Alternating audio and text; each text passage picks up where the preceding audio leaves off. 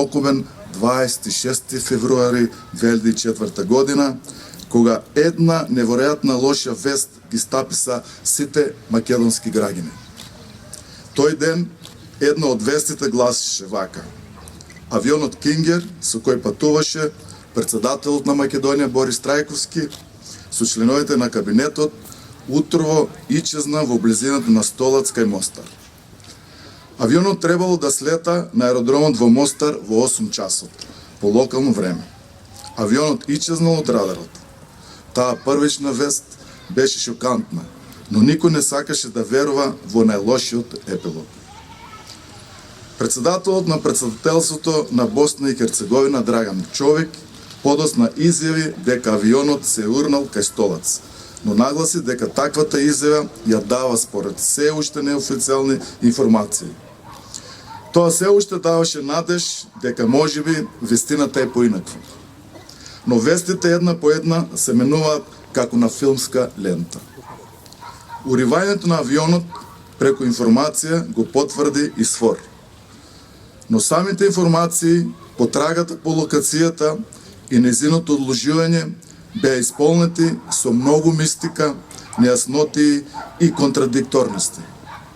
Едно беше повеќе од сигурно: Македонија беше во шок. Струмица исто така. Една информација од нашиот град гласеше вака: Струмица, родното место на председателот Борис Трајковски, остана шокирана и занемена по веста за уривањето на авионот на председател. Трагичната вест одекна како бомба меѓу граѓаните. По објавувањето на првите вести за трагедијата, улиците низ градот и населените места за миг останаа празни. Повеќето продавници и јавните објекти веднаш беа затворени. Струмични се длабоко потресени од шокантната вест. Мнозина од нив се повлекаа во своите домови за да ги следат натамошните информации околу уривањето на авионот. Во Евангелско-методистичка црква во Струмица, чиј истоверник беше председателот Борис Трајковски, изразуваат длабоко жалење поради големата трагедија што ја снајде Македонија. Истовремено искажувајќи ја големата благодарност за се што председателот направи за Струмица и за нашава земја. Председателот Трајковски беше чест гостин и почитуван граѓанин во Струмица. А последен пат во своја роден град престојуваше во вторникот на 24 февруари, кога заедно со 20.000 своји сограѓани и гости од цела земја го следеше големиот струмички карнавал. 18 години од тој ден, ние струмичани и сите македонски граѓани стоиме прострум со тага и почит, но и со гордост дека токму тој Борис Трајковски беше нас современик, роднина и пријател, нас сограѓанин и председател.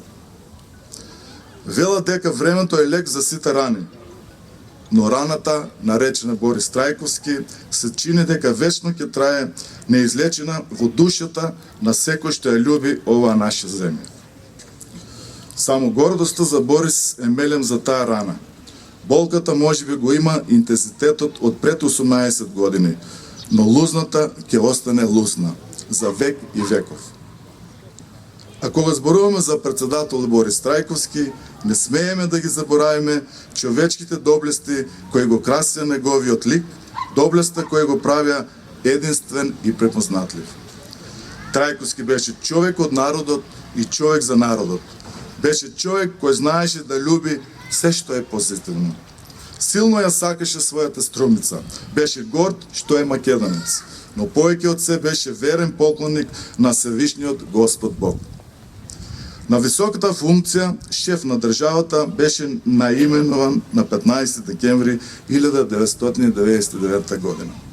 Борис Трајковски, вториот председател на Република Македонија, веднаш сериозно се зафати со врските кои станаа негова должност согласно добиената висока државничка функција. Иако јавноста на различни начини ја коментираше неговата работа, факт е дека Борис Трајковски работеше со честни намери да ја помогне на државата. и на незините граѓани. Тоа тој го правеше со нагласена енергија, верба во успех и со многу љубов.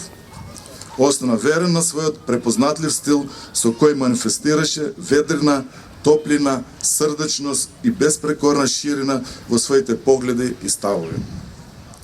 Без разлика дали се среќаваше со високи светски државници ширум или со обичните граѓани, Борис Трајковски остануваше секогаш Борис Трајковски. Стоеше исправено и пред најголемите искушенија со кои се соочуваше татковината. Божиот човек трпеливо и добродушно се справуваше со сите бариери кои се наоѓаа пред него. И тогаш, кога ни светот требаше да се најдат вистинските пријатели за евроатлантското интегрирање на Македонија, и тогаш, кога военот конфликт и се закануваше на земјата дека ќе ја фрли во амбис, секогаш, ама без секогаш, наоѓаше сили да биде голем пред големите предизвици.